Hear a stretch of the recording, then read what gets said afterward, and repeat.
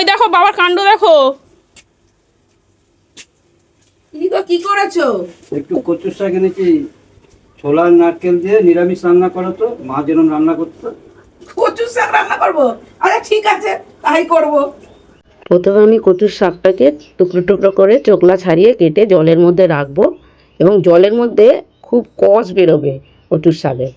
এবার কড়াতে দিয়ে দেবো তেল গরম হওয়ার জন্য। একটু বেশি করেই তেল দিতে হবে, এই শাকেতে একটু তেলও বেশি দিতে হয়। একটা তেজপাতা দিয়ে দিলাম, এই দিয়ে দিলাম 1 চামচ জিরে, আর দিয়ে দেবো আমি 1 চামচ মৌরি। জিরে আর মৌরিতে খুব সুন্দর গন্ধ ছাড়ে। এবার দিয়ে দেবো কয়েকটা শুকনো লঙ্কা।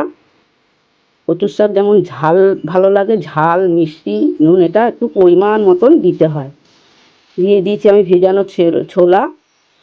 আর এবার কচুর শাক দিয়ে এই যে আমি নাড়াচাড়া করবো।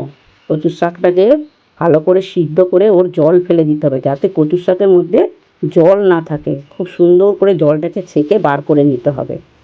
এই যে কচুর শাককে এবার নাড়াচাড়া করতে করতে এর মধ্যে দিয়ে দেবো আমি পরিমাণ মতো একটা গোটা নারকেলের হাফ নারকেল কোড়া ওর মধ্যে আমি দিয়ে দেবো।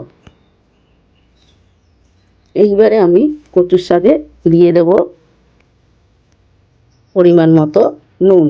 এই নারকেলটাকে ভালো করে নেড়ে চেড়ে এই যে আমি নুন দিয়ে দিলাম। নুন কিন্তু খুব একটা বেশি দিলাম না, ওইটা বুঝেই দিতে হবে, কচুর শাকের পরিমাণ বুঝেই নুনটা দিতে হবে। দিয়ে দিয়েছি আমি 1 চামচ হলুদ গুঁড়ো, আর কয়েকটা কাঁচা লঙ্কা চিড়ে ওর মধ্যে দিয়ে দিলাম।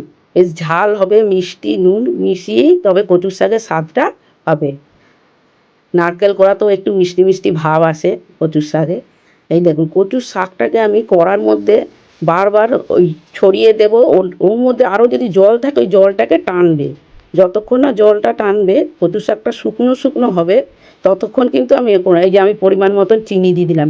চিনির মাপ একটু বেশিই দিয়েছি, নারকেলের মিষ্টি চিনির মিষ্টি দুটো মিক্স করে। আর নুনটা বেশি দিতে হয় না, নুন দেখেছেন আমি একটু কমই দিয়েছিলাম।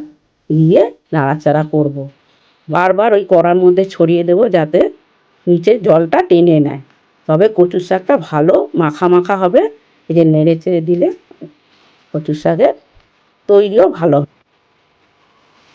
কি রে, কি করছিস? এই তো আমার প্রিয় রান্নাটা করেছে, এটা চেখে না দেখলে হয় একবার কেমন হয়েছে।